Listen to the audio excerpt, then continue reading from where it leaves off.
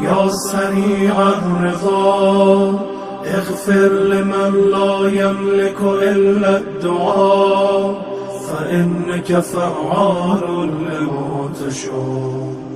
يا من اسمه دواء وذكره شفاء وطاعته غنى، ارحم من رأس ماله الرجاء وسلاحه البكاء.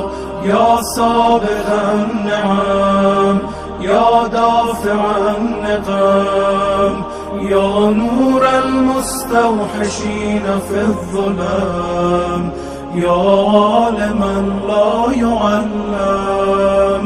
صل على محمد وآل محمد وافعل بما أنت أهله.